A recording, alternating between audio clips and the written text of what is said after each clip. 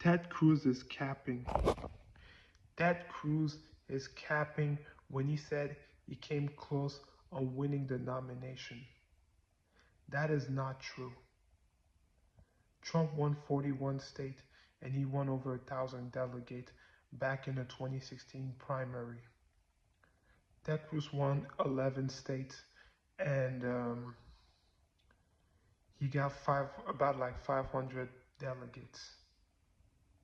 In order for him, one of the best outcome he could have achieved in the 2016 primary, which is a contested election.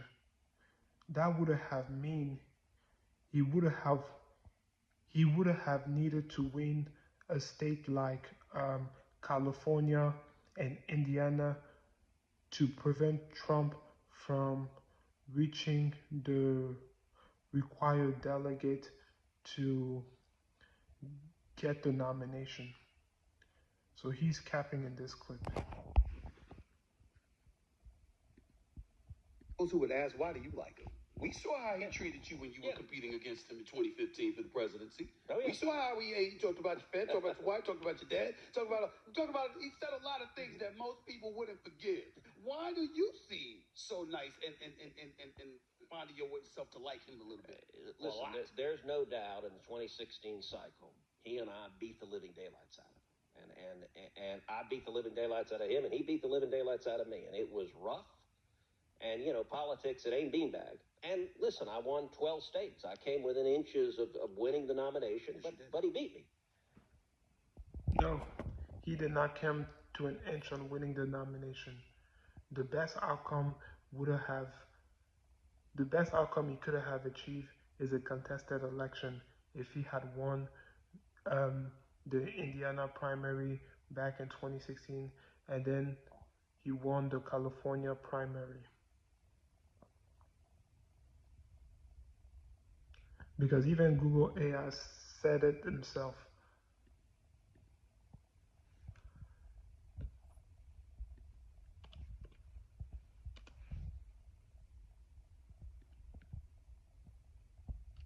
So right here. So he was never truly close to winning the nomination. Donald Trump secured the nomination decisively by accumulating a substantial lead in both delegate and popular votes.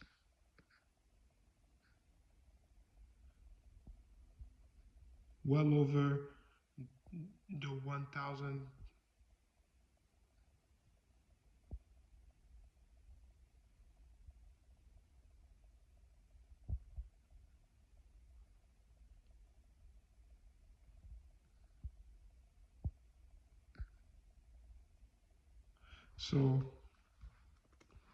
So here,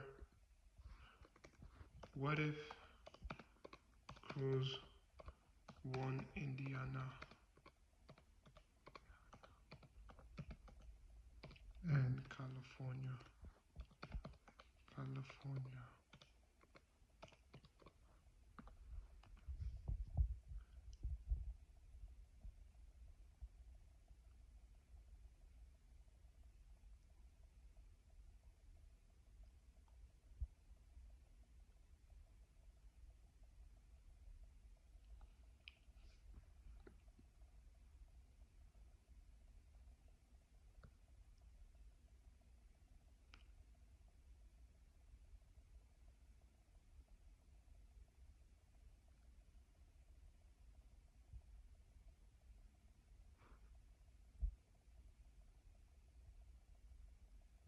So what Ted Cruz needed to do was to win Indiana and California to deny him the nomination, but he did not.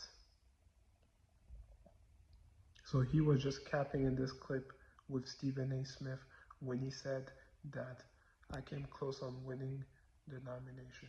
No. The best he could have done was a contested convention, which would have been decided by the Republican National Committee. And when he got elected in November 2016, I had a choice to make, and I thought about it, which is I could have had hurt feelings, and he said some rough things about me, although to be fair, I said some rough things about him too. Okay. But I got a job to do, and my job is to represent 31 million Texans. And so if I was going to get my feelings hurt and say I'm going to take my ball and go home, I could do that. But I better be prepared to resign from the Senate and say I can't do my job. We had an opportunity, I thought, in 2016, and we have an opportunity now to do a lot of good. And so actually what I did, I got on a plane right after he got elected in 16, and I flew to New York, and I spent 4.5 hours in Trump Tower. And I sat with him, and I said, look, we've been given an historic opportunity. Republicans have been given the White House and both houses of Congress. That's rare. That doesn't happen very often. Mm-hmm. And I said, we can't blow this chance. And I told him then, I want to roll up my sleeves and get to work so we deliver on our promises. And I've been his strongest ally in the Senate since then, and I think we've gotten a lot accomplished. I'm proud of the record of what's gotten accomplished, and he is one of a kind. They broke the mold with Donald Trump. There's never been anyone like him. I don't think there'll be anyone like him after that. What I appreciate about him is he's got courage. He's got guts in a way that there are not many people in politics that have. You talk about the Democrats and how they... Okay, that's all.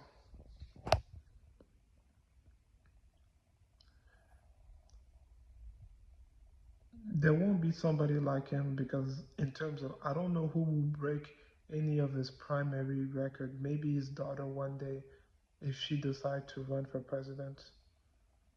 But I don't see anybody breaking any of Trump primary record totals.